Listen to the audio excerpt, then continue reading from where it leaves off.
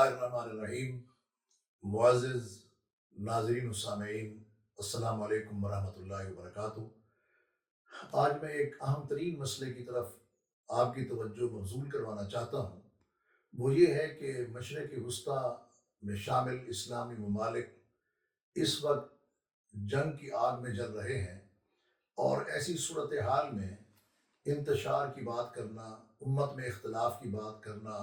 شیعہ سنی کے درمیان ٹکراؤ پیدا کرنا،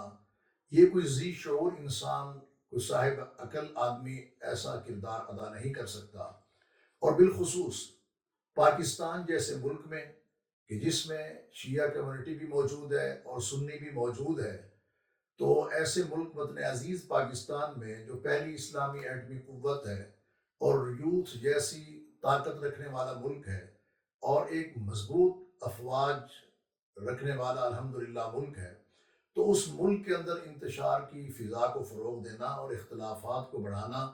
یہ عقل مندی نہیں، یہ دانش مندی نہیں ہے۔ اس سلسلہ میں ہمیں یہ چاہیے کہ ہم اپنی صفوں کے اندر اتحاد پیدا کریں۔ اتحاد کے ذریعے ہی ہم ترقی کر سکتے ہیں، اتحاد کے ذریعے ہی ہم اپنے اہداف کو حاصل کر سکتے ہیں۔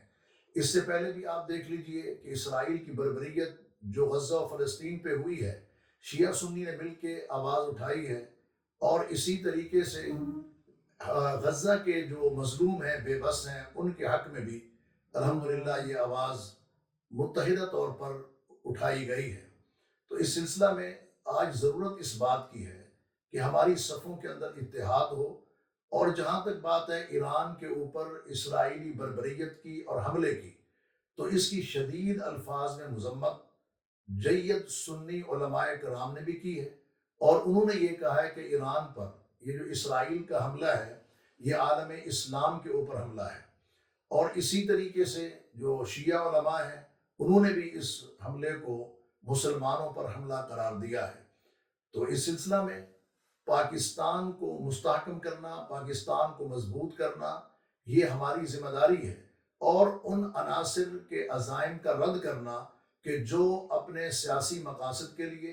اور اپنے ذاتی فوائد کے لیے امت کے اندر انتشار پیدا کرنا چاہتے ہیں، اختلاف پیدا کرنا چاہتے ہیں، بالخصوص یہ فضا پیدا کر رہے ہیں کہ جناب جو ایران پر حملہ ہے یہ شیعہ کے اوپر حملہ ہے، اور لہٰذا جو شیعہ ہیں وہ ان کو کھڑا ہونا چاہیے۔ اور کھڑے ہونے کا مطلب یہ نہیں ہے کہ وہ پاکستان کے اثاثے جلائیں، املاک کو جلائیں، افواج پاکستان کے جوانوں کو وہ آگ لگائیں اور ان کو نظر آتش کریں، یہ اتحاد نہیں ہے۔ مسئلہ یہ ہے کہ جس نے انتقام اور بدلہ لینا ہے وہ ایران میں جا کے اسرائیل کے خلاف کھڑا ہو، نہ کہ پاکستان کو آگ کے اندر جھونکے۔ پاکستان کا بیانیہ، ریاست کا بیانیہ بڑا ہی واضح ہے، اور ہمیں ریاست کے بیانیے کے ساتھ کھڑا ہونا ہوگا۔ میں علماء کرام اور مشائخ اعظام سے بطور خاص یہ گزارش بھی کروں گا کہ وہ اتحاد و اتفاق اور یکجہتی کی فضا کو فروغ دینے کے لیے بھرپور اپنا کردار ادا کریں، اور اپنی عوام کو اس قسم کے جو انتشار کا فتنہ ہے اس سے بچائیں اور محفوظ رکھیں، اور اسی طریقے سے امت کی جو وحدت ہے اس کو آگے لے کے بڑھیں۔ ان ھذہ امتکم امۃ واحدہ وانا ربکم فاعبدون۔ تو اگر ہم ایران کا دفاع کر سکتے ہیں اسرائیل کے مقابلے میں، تو وہ بھی اتحاد کے بغیر نہیں ہوگا، اور پاکستان کا استحکام وہ بھی ہمارے اتحاد اور یکجہتی کے بغیر ممکن نہیں ہے۔ پاکستان زندہ باد، اتحاد امت پائندہ باد۔ والسلام علیکم ورحمۃ اللہ وبرکاتہ۔